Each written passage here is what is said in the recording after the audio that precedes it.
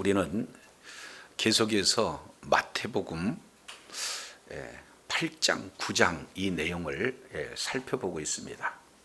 이미 우리가 마태복음 4장 23절 내용을 통해서 보면은 예수님의 3대 사역이 소개가 되고 있어요. 그래서 예수님은 이 땅에 오셔서 크게 핵심적으로 가르치시고, 그리고 천국 복음을 전파하시고, 그리고 모든 병과 모든 약한 것들을 고치시는 이 3대 중심 사역을 예수님께서 하고 계시죠. 그것을 시작의 문을 열고 마지막 문을 닫는 마태복음 9장 35절 내용을 보면 똑같은 구조가 시작과 더불어서 마무리로 예수님은 가르치시고 천국 복음을 전파하시고, 그리고 모든 병과 모든 약한 것을 고치셨다, 이렇게 말씀을 하고 있습니다. 근데 이 3대 사역의 가장 핵심 내용이 두 번째, 바로 중심에 있는 것이 바로 하나님의 나라를 전했어요. 그러니까 성경 전체는 하나님의 나라에 대한 그 내용을 말씀을 하고 있으면서 하나님의 나라에 대한 가르침, 하나님의 나라 천국을 5장, 6장, 7장에서 집중적으로 마태는 성경을 통해서 말씀을 하고 있어요. 동시에 천국에 대한 내용을 가르칠 뿐만 아니라 천국을 우리가 실감할 수 있도록, 체험할 수 있도록 천국을 보여주는, 바로 천국의 실체가 되시는 예수님이 누구신가 하는 내용을 10가지 이적을 통해서 보여주는 장면이 8장에서 9장 계속 연결이 되어졌다라는 것을 우리가 살펴봅니다. 그런데 여기는 놀라운 구조를 우리가 발견해 볼 수 있어요. 내용은 3가지 이적, 그 다음에 제자의 도에 대해서, 또 3가지 이적을 행하고 또 제자의 도를 두 번째로, 그리고 나머지 4가지의 이적을 통해서 제자가 무엇인가, 제자의 도에 대한 내용을 연거푸 3번씩 이렇게 기록하고 있습니다. 그래서 우리가 지난 시간 예수님이 누구시냐, 예수님은 천국이고 예수님의 본질은 바로 누구신가 하는 그 내용을 통해서 나병 환자를 고치심으로, 백부장의 하인을 고치심으로, 그리고 베드로의 장모의 그 열병을 치유하심으로 예수님은 모든 질병을 낫게 하시는 진정한 의원이요 치료자가 되어지신다라는 사실을 말씀하면서, 본질적인 내용은 바로 이사야 선지자가 우리의 모든 연약함을, 우리의 질고와 우리의 허물을 다 짊어지고 십자가에서 완성하신 예수 그리스도에 대한 예언의 성취를 우리가 살펴봤어요. 그러면 이러한 예수님을 우리가 경험했다, 그러한 예수님을 우리가 바로 알고 바로 믿었다, 그러면 우리는 어떻게 해야 될 것인가? 모든 삶의 가장 우선순위는 바로 예수님을 이제 먼저 앞서 우선순위에 놓는 이 내용이 제자가 걸어가야 할 그 길이다 라는 사실을 우리가 살펴봤습니다. 두 번째 그룹에서 이번 4번째, 5번째, 6번째 이적을 통해서 이제는 바다를 건널 때에 풍랑이 쳐요. 그래서 바다와 물길을 향해서 예수님께서 고요하라, 잠잠하라 명령했을 때 물결도 바다도 잠잠하시는 내용을 통해서 예수님은 모든 우주 만물을 통치하시는 주님이신구나 라는 사실을 보여주실 뿐만 아니라, 이제는 거라사 지방에서 귀신 들린 그런 병자를 치유해 주심으로 이제는 물질 세계뿐만 아니라 영적인 세계도 예수 이름에 굴복하는 그러한 권세가 예수님에게 있다라는 사실을 보여주고, 그리고 우리가 지난 시간 살펴본 이 중풍병 환자를 통해서 예수님이 이 세상에 오신 목적은, 그 예수님의 권세는 죄를 사하는 권세가 있다라는 사실을 우리 주님이 저와 여러분에게 밝히 보여주신 줄로 믿습니다. 그래서 이적, 일차적으로 문제가 해결되는 것은 일차적 의미에 불과하고 그 내용을 통해서 우리가 제자로서 어떤 길을 걸어갈 것인가 하는 내용을 두 번째 제자의 도의 내용을 통해서 오늘 본문을 통해서 말씀을 하고 계세요. 자, 그러면은 9절부터 우리가 13절 이 내용을 통해서 보면은 예수님이 이 땅에 오신 목적이 무엇인가, 그리고 진정한 제자의 모본을 보여주시는 예수님이 어떠한 모본을 보여주셨는가 해서 제자의 도와, 그리고 예수님이 친히 모범을 보여주시면서 바로 이제 이 땅에서 예수님이 오신 목적과 예수님이 하신 사역의 목적을 잘 보여주고 있는 것을 오늘 소개되고 있습니다. 자, 이런 관점에서 9장 9절 한번 보시죠. 예수께서 그곳을 떠나 지나가시다가, 그러면 예수님이 그곳을 떠나 이렇게 얘기했을 때 그곳은 뭡니까? 지금 중풍병자를 치유하는 그 장소를 떠났어요. 그리고 지나가고 있는 도중에 마태라는 사람이 세관에 앉아 계신 것을 보시고 그랬습니다. 여기에 보다라고 하는 이 내용은 바로 에이도라는 그런 단어를 써요. 그냥 단순하게 시각적으로 바라보는 그런 내용이 아니라 여기서 에이도라는 것은 관찰하다, 조금 더 이렇게 표현한다면은 경험하다라는 그런 뜻이에요. 그러니까 지금까지 예수님께서는 마태를 지금 처음 부르시고 계시는 장면이기는 하지만 쭉 보고 계셨다, 쭉 관찰하고 계셨다. 그래서 예수님은 마태의 모든 것을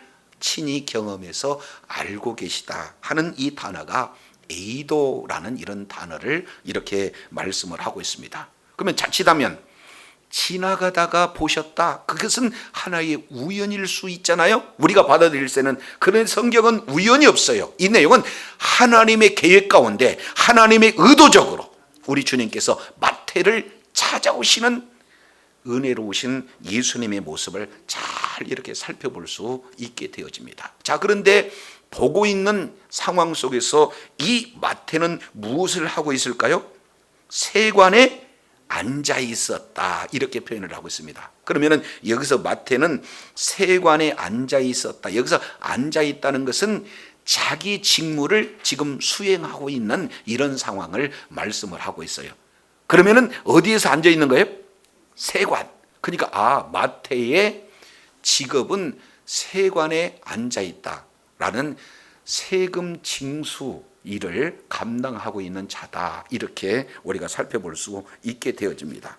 자, 그러면 이 장소는 지금 현재 가버나움의 세관이다, 이렇게 볼 수가 있죠. 그러니까 이제 갈릴리 바다 이편과 갈릴리 바다 저편 이렇게 지금 건너갔다 건너오시는 그런 장면이잖아요. 그런데 이것이 그때 당시 행정 구도로 보면은 갈릴리 이편, 다른 말로 가버나움 쪽은 헤롯 안디바라고 하는 그런 자가 지금 여기에 통치하고 있는 그런 어떤 내용이에요.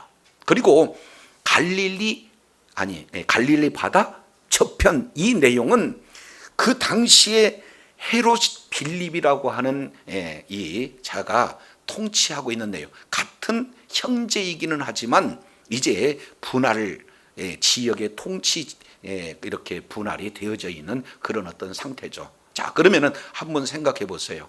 자, 우리도 우리나라에 이동을 하게 되면은 세금을 저와 여러분 모르는 사이에 내고 있죠. 자동차를 몰고 가면은 통행세를 냅니다. 그죠? 이렇게 진행이 되는 것처럼 그때 당시에도 지역과 지역을 넘나들면서 지금 통행세를 내고 있는데 그 세금을 징수하는 자가 누구냐? 마태예요. 근데 그 시대적인 상황은 로마 통치 하에 지금 이 이스라엘이 있었기 때문에 그 세금을 누가 다 지금 받아가느냐? 로마 사람들이 다 받아가요.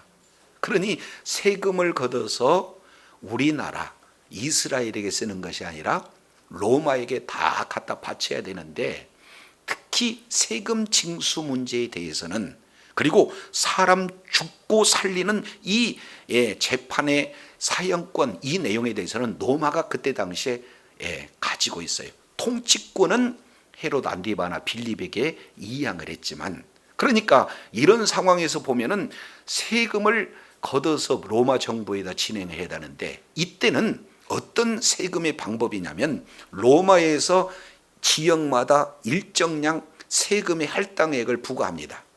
그러면은 이후에 어쨌든 이 부과된 할당량만큼 로마에다가 세금을 가서 바쳐야 되는 거예요. 그죠? 그런데 이것이 차질없게 진행하기 위해서 이 세금 징수원들은 자기가 미리 로마에다가 세금을 다 바쳐요.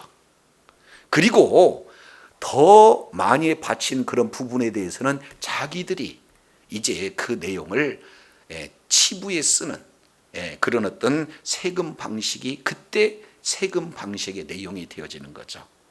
이런 내용은 아마 우리나라는 조금 더 현실감 있게 받아들일 수 있는 그런 내용이 됩니다. 왜냐하면 우리도 일제 36년 일본의 통치를 받는 시기가 있었잖아요. 세금을 아주 무자비하게 착취합니다. 그리고 모두 다 일본에게 뭐예요? 다 바치는데, 그 바치는 그 세금 징수하는 사람이 일본 사람일 수 있지만 대부분 누구를 활용해요?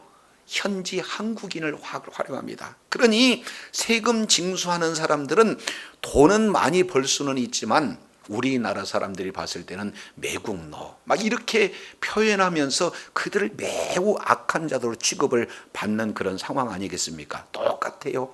로마 정부의 지배하에서 세금을 더 부당한 방법으로 착취하고 심한 경우는 폭력을 행사하면서 이제 더 많은 세금을 이렇게 받아들여서 일부는 로마에 주지만 실제로는 자기 치부에 이제 이렇게 활용하는 그런 내용이기 때문에 세리 그러면은 그들은 머릿속에 저들은 아주 나쁜 그런 사람으로 인식하는 죄인으로 취급받는 이런 상황이에요. 그래서 오늘 예수님께서 마태라고 하는 세리, 바로 모든 사람들이 경멸히 여기는 매국노로 취급받는 죄인으로 취급받는 그 지역을 지나가다가 딱 보셨어요. 보시고 하시는 내용이 나를 따르라, 이 말씀을 하고 있는 것을 보게 됩니다. 한번 생각해 보세요. 예수님은 마태의 현재 있는 상황만 보십니까? 그 내면적인 그 마음까지도 살펴봤다는 거예요? 그렇습니다. 마음까지 다 살펴봤어요. 그러니 세리 마태는 돈은 많아요. 그리고 권력은 쥐었어요. 그럼에도 불구하고 수많은 동족의 지탄을, 손가락질을 당하는 이런 내용의 회의를 느끼고 있는 그 마음을 우리 주님이 보신 거죠. 내가 이렇게 꼭 살아야만 되는가?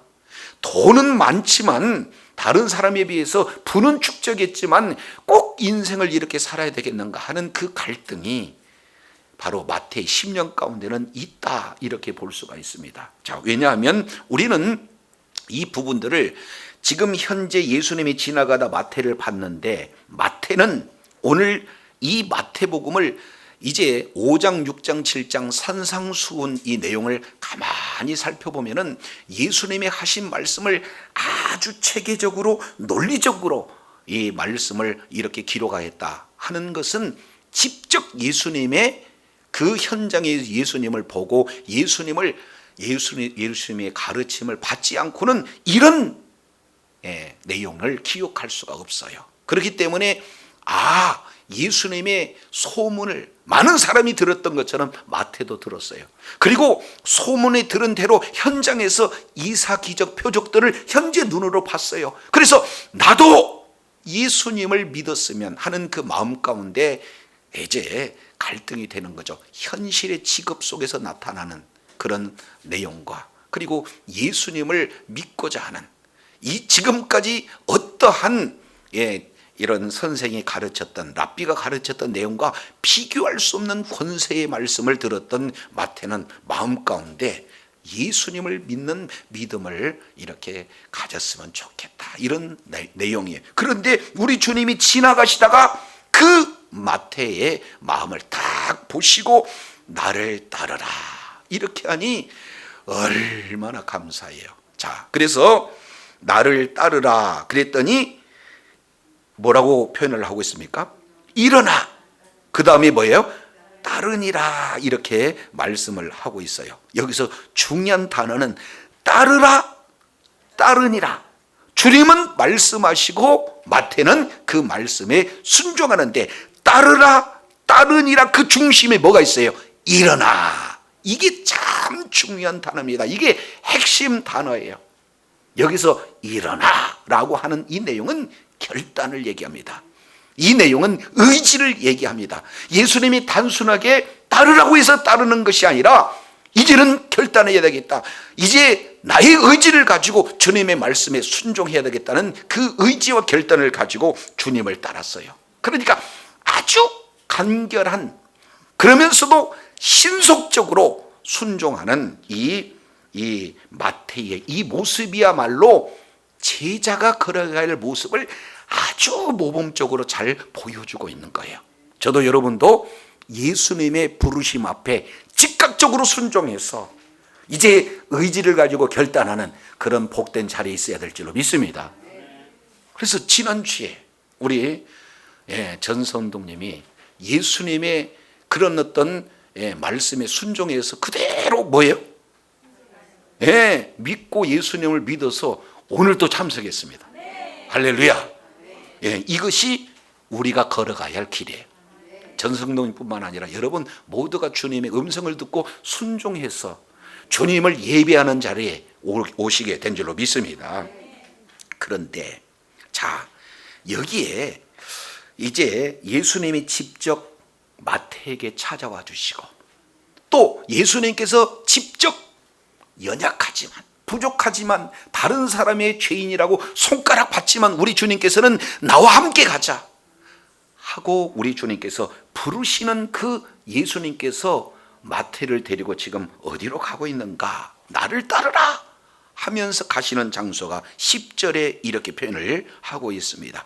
예수께서 마태의 집에 앉아 음식을 잡수실 때에 많은 세리와 죄인들이 와서 예수와 그의 제자들과 함께 앉았더니 이렇게 표현을 하고 있습니다. 굳이 우리 주님이 가시는 곳이 어디였어요? 마태의 집에 간 거예요. 근데 이 마태의 집이 어떤 상태인가? 본문 내용을 통해서 보면은 그 규모를 알 수가 있어요. 보세요. 마태의 집에 앉아 음식을 잡수실 때에 많은 세리, 그러니까 여기서 많다라고 한 것은 한두 명을 보고 많다라고 하지 않잖아요. 그러니까 세리가 많이 왔다는 거예요. 두 번째, 죄인들 복수로 쓰니까 한두 명의 죄인이라 많은 죄인들이 왔다는 거예요. 거기다가 예수님과 예수님의 제자들까지 포함했으니까 그 수는 적지 않은 수예요. 이런 적지 않는 수가 함께 모여서 음식을 나눌 수 있다. 그 장소는 작은 장소가 아니라는 거죠. 그래서 이 마태는 예수님의 12 제자 중에 사실은 가장 부자 마태, 그 집에 예수님이 지금 찾아가고 있는 그런 어떤 모습을 볼 수가 있어요. 자, 그러면은 여기에는 마태의 시각과 그 상황을 보고 있는 유대인의 시각은 굉장히 차이가 많습니다. 한번 생각해 보세요. 자, 마태는 나 같은 죄인을 많은 사람들은 손가락질하고 있는데 죄인이라고 칭하고 있는데 권세는 있고 물질은 있지만 존경은 받지 못하는 그 내적인 갈등 가운데 고민하고 있는 이 마태를 우리 주님께서는 사람의 눈높이로 보지 않고 너는 내 제자로 지금 뭐하고 있어요? 부르시고 계시는 거예요. 그러면 마태 입장에서 보면은 얼마나 감사합니까?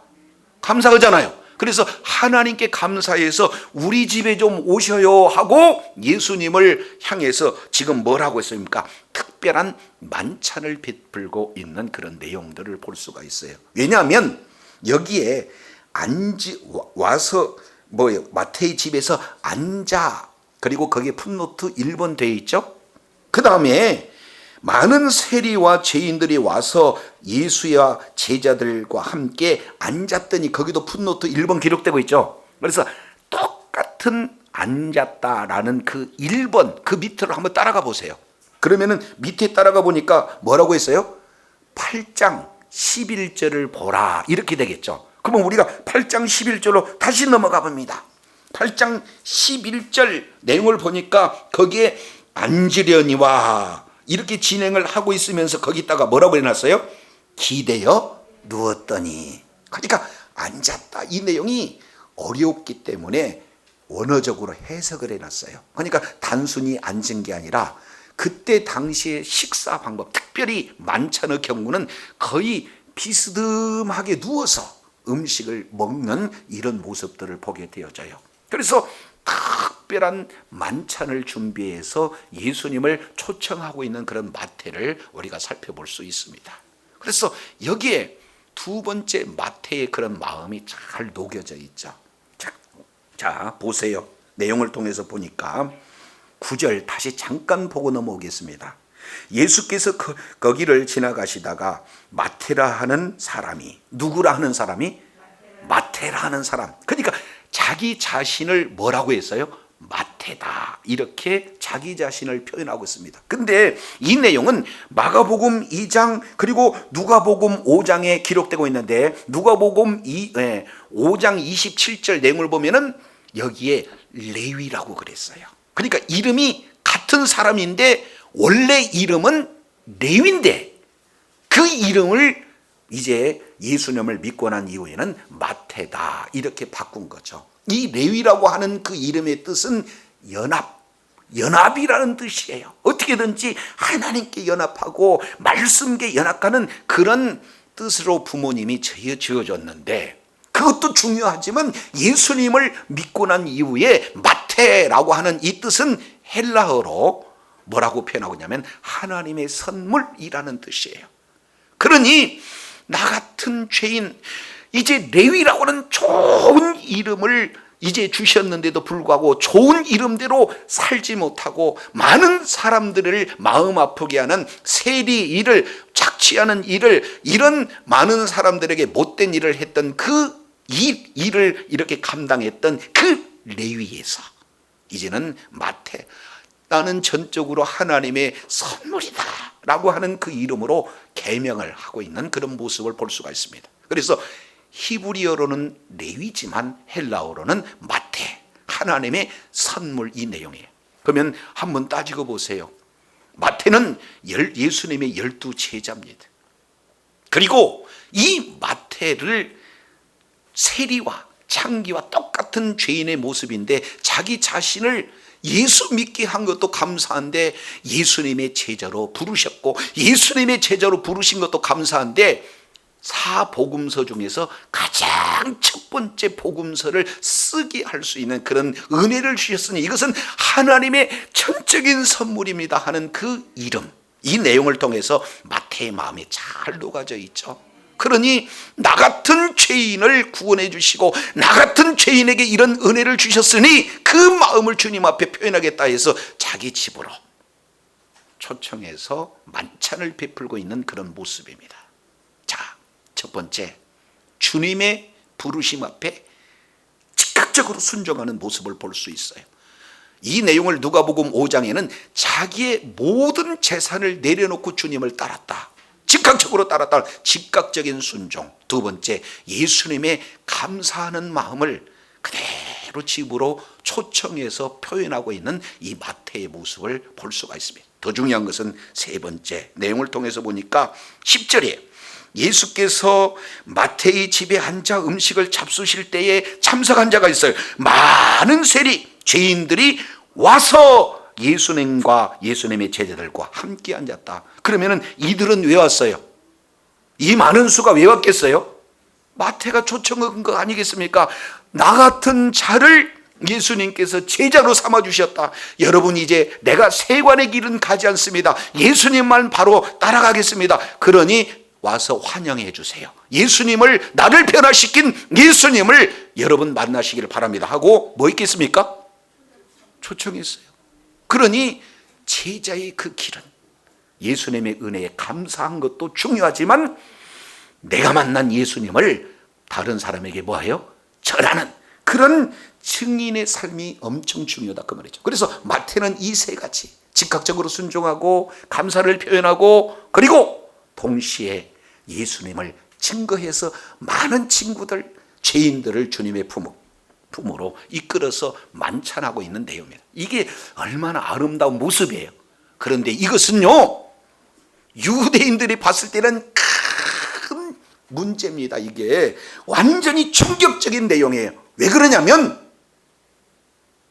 그들의 인식 속에는 끼리끼리 노는, 격이 맞는 사람들이 노는 것을 그들의 의식 속에는 가지고 있어요. 그러니까 아주 말씀을 잘 지켜서 경건하게 하는 사람은 경건한 사람들과 만나서 교제를 해야지, 죄인과 교제를 하게 되면 안 된다는 의식이 너무나 율법적으로 그들은 자리를 잡고 있는 거죠.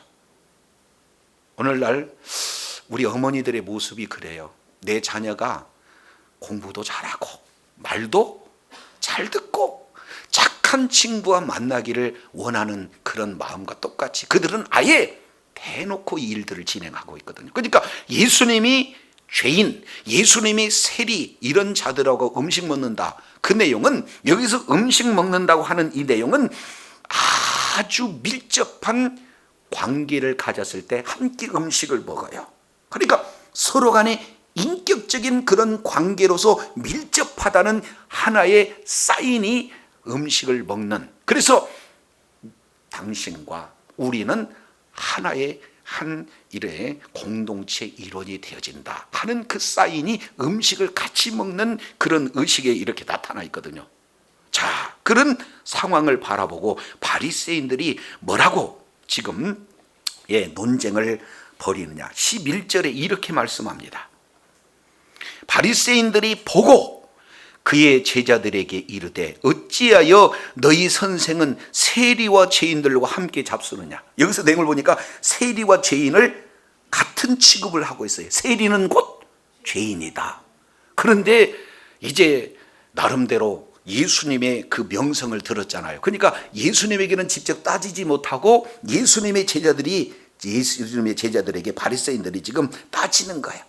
그들은 스스로 의인인 척하는 자들이고 지금 너희들은 죄인이다라고 지금 하고 있는 아주 우월된 그런 편견된 생각으로 가지고 있는 그런 어떤 모습이죠. 자, 이 말을 들은 예수님께서는 적극적으로 예수님의 제자들을 지금 보호해 주시는 장면이 12절 13절이에요. 이 12절 13절 내용을 통해서 예수님이 왜 이 땅에 오셨는가, 그리고 예수님의 사역의 핵심이 무엇인가 하는 내용들을 잘 이렇게 말씀을 하고 계십니다. 자, 그러면은 12절 13절 이 내용의 가장 핵심적인 그 내용, 예수님이 이 땅에 오신 목적 결과부터 우리가 살펴보고 12절을 보겠습니다. 자, 13절 하반절 내용을 보면은 내가 의인을 부르러 온 것이 아니요 죄인을 부르러 왔다. 그러면 예수님이 이 땅에 오신 목적은, 그 이유는 뭐예요? 의인을 부르러 오셨어요? 죄인을 부르러 오셨어요?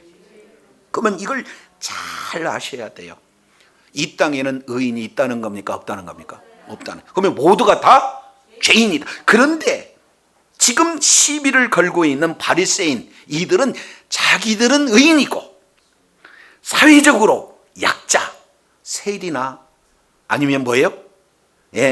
창녀나 아니면 또 뭐예요?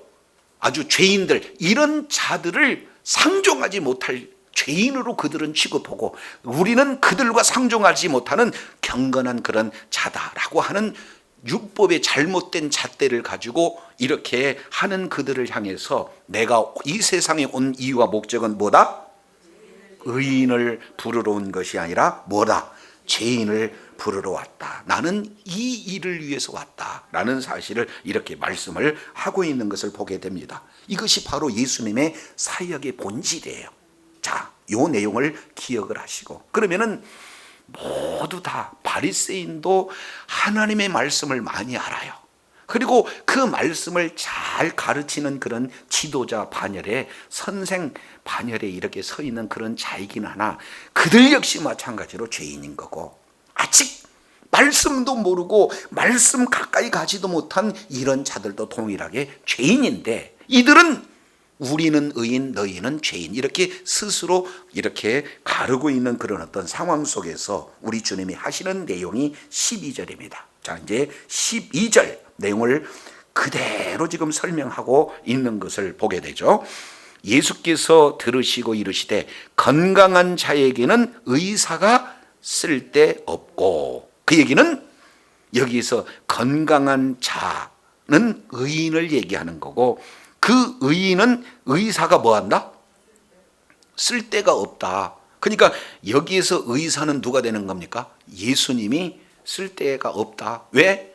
그들은 죄 지은 인생이 아니라 우리는 모든 영육, 모든 정신까지 다 건강하다라고 자칭 의롭다라고 하는 그런 자에게는 영적인 바로 의사인 예수님이 필요 없다, 이렇게 얘기한다는 거예요. 반면 병든 자, 나는 육적으로도 그리고 마음적으로도 그리고 여러 가지 영적으로도 나는 주님이 없이면 살 수 없는 죄인입니다. 그런 자에게 의원이 필요하다. 이렇게 지금 아주 쉬운 예를 들어서 설명해요. 오늘날도 병원에 건강한 사람 가서 병원 갑니까? 안 가잖아요.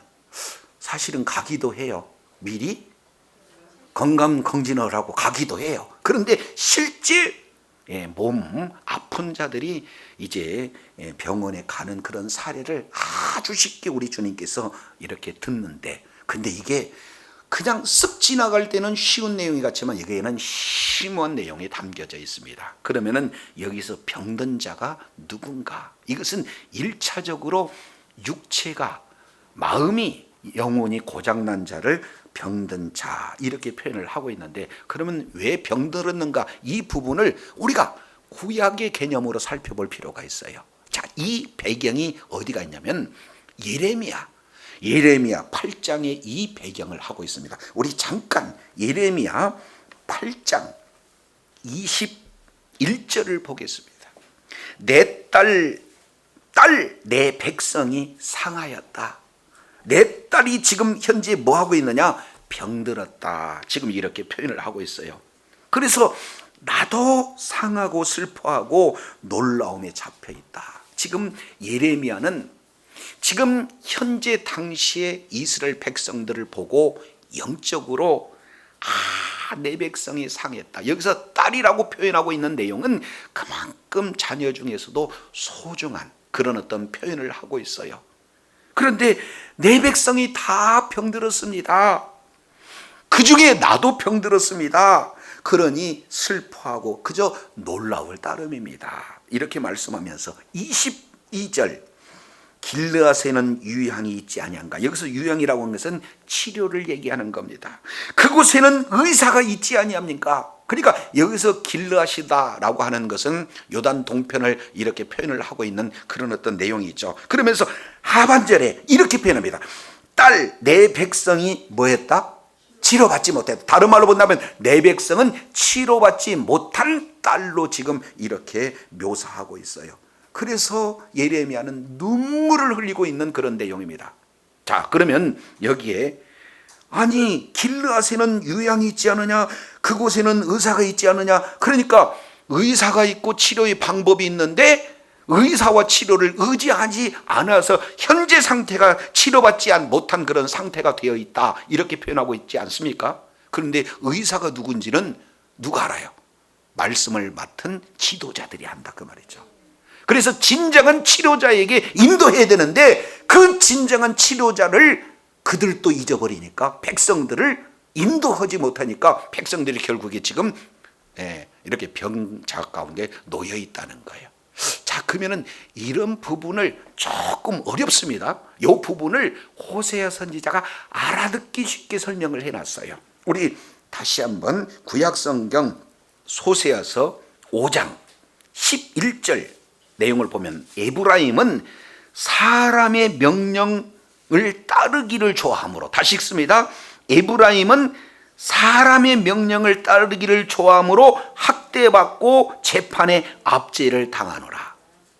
그러면 결국 여기서 에브라임이라고 하는 것은 북이스라엘을 대표하는 내용이에요. 그러니까 북이스라엘은 하나님의 말씀을 따른 게 아니라 사람의 말씀 따르기를 좋아했다. 그 결과 학대를 받고 압제를 당했다. 이렇게. 그러므로 내가 에브라임에게는 종 같으며 유다 족속에는 썩이는 것과 같도다. 그러니까 결국 하나님께서 좀처럼, 그리고 하나님께서 썩게 하는 그런 질병을 우리 하나님께서 허락하셨다, 이렇게 얘기해요. 그러니까 질병은 왜, 병든 상태가 왜 이랬느냐? 하나님의 말씀에 듣지 않고 사람의 명령을 따랐기 때문에 그렇다. 그 결과 13절 잘 보세요. 에브라임이 자기의 병을 깨달았고 유다가 자기의 상처를 깨달았고, 그래서 에브라임은 아수르로 가서 야레방에게 사람을 보내었으나 그가 능히 너희를 고치지 못하겠고 너희 상처를 낫지 못하게 하리라. 결국 본인들이 깨닫는, 내가 병들었구나, 이 내용을 깨닫고 병을 치유하는 그 치유의 대상이 하나님인 줄을 알고 하나님께 가야 되는데 하나님이 아닌 야레방에게 가서 치료해달라, 세상의 방법으로 치유하려고 했는데 그들은 능히 고칠 수 있는 능력이 없다는 거예요. 이해가 되실 줄로 믿습니다. 그래서 성경 두 군데, 출애굽기 15장 26절, 하나님이 누구냐? 하나님은 바로 치료의 하나님이다. 여호와 라파다. 하나님이, 진정한 치료자가 하나님이라는 것을 이미 모세를 통해서 말씀을 하고 계세요. 그리고 시편 기자는 시편 103편 3절, 하나님은 병을 고치시고 죄를 사해 주시는, 그래서 본질적인 죄를 사해 주시고 나타나는 질병을 고치신 분이 하나님이라는 사실을 정확하게 말씀하고 있는 줄로 믿습니다. 그런데 하나님께 나가야 되는데 사람에게 지금 찾아가고 있는 그런 상황이에요. 자, 그래서 이렇게 표현을 하고 있습니다. 6장, 호세아 6장 1절, 오라 우리가 여호와께 돌아가자. 우리가 여호와께 돌아가자. 왜냐하면 여호와께서 우리를 뭐 했으나? 찢으셨으나 도로 낫게 하실 것이요, 우리를 치셨으나 싸매어 주실 것이라. 그러니 하나님을 떠나는 것이 질병이요, 하나님께 돌아오면 회복의 역사가 있게 되는 줄로 믿습니다. 그러니 지금 호세아 선지자는 너희가 왜 질병이 있느냐? 하나님을 떠났기 때문이다. 그러나 떠났을지라도 하나님께 돌아오면 너희에게는 회복의 역사가 일어난다. 그러니 우리의 소망이신 여호와께 돌아가자. 2절, 여호와께서 이틀 후에 우리를 살리며 3일 후에 일으키리니. 이것은 예수님의 십자가와 예수님의 부활을 잘 지금 표현을 해주고 있어요. 그러면서 6장 3절, 그러므로 우리가 여호와를 알자, 힘써 여호와를 알자, 지금 이렇게 말씀을 하고 있는 겁니다.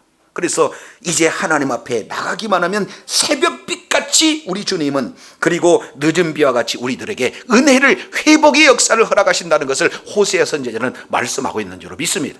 현재 저와 여러분이 육체적인 질병, 마음의 질병, 영혼의 질병, 이 내용은 세상에서 어떤 누구도 이 질병을 치유할 수가 없어요. 오히려 유일하게 치료한 분은 바로 우리 주님이신 줄로 믿습니다. 그러니까 우리에게 소망은 누가 되는 거예요? 예수님에게 있다 그 말이에요. 여호와 하나님께 우리의 소망이 있는 줄로 믿습니다. 자, 이렇게 배경이, 의원은 누구에게 필요하느냐? 건강한 자에 필요하지 않다. 의원은 바로 병든 자에게 필요한다. 근데 그 병든 자는 따지고 봤더니 하나님의 말씀을 멀리하는 자, 하나님을 등진 자, 하나님을 배반하는, 내 힘으로 살겠다고 하는 그런 자들이 다 병든 자라는 거예요. 그래서 저와 여러분은 모두가 다 병든 자이고 이 병에서 유일하게 치료해 주실 분은 바로 주님인 줄로 믿습니다. 그러니까 이 내용을 지금 구약의 배경을 통해서 말씀을 하고 있으면서 오늘 핵심입니다. 자, 9장 13절 이렇게 표현을 해요. 구약에서 가장 중요한 내용을 지금 다루고 있어요.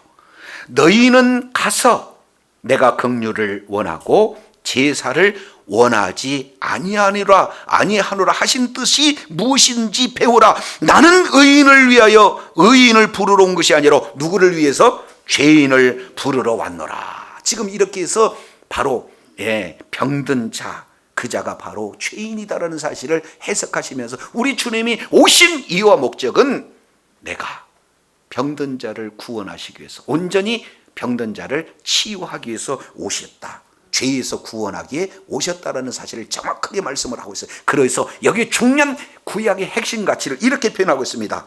자, 내가 긍휼을 뭐하고?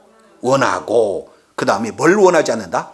제사를 원하지 않는다. 이게 호세아 6장 6절에 다시 한번 우리 이제 호세아 6장 6절을 한번 보겠습니다. 이미 호세아 6장을 이렇게 쭉 설명을 하고 있어요. 우리가 여호와를 알자, 힘써 여호와를 알자 하면서 여기 중요한 핵심 단어를 6장 4절에 에브라임아 내가 너에게 어떻게 하랴, 유다야 내가 내게 어떻게 하라, 너희의 인애가, 여기서 인애라는 것은 헷세드예요. 너희의 인애가 아침 구름이나 쉬어 없어지는 이슬과도 같도다. 그러므로 내가 선지자들에게 저희를 치고 내 입의 말로 너희를 죽였노니 내 심판이 바라는 빛과 같다. 나는 인애를 원하고 제사를 원치 아니하며 번제보다도 하나님을 아는 것을 원한다. 우리 주님은 형식적인 외적으로 드러나는 제사를 너희는 계속해서 아침 저녁으로 제사를 드리는데, 진짜 우리 주님이 원하는 것은 그런 행위보다도 뭐를 원하는 거예요?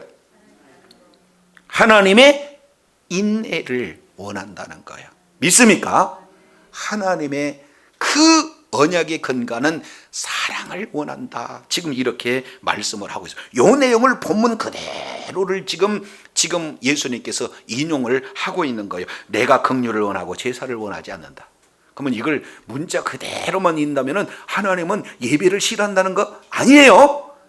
그것은 뭐예요? 형식적인 예배보다도 본질적인 예배를 우리 주님이 원하시는 줄로 믿습니다.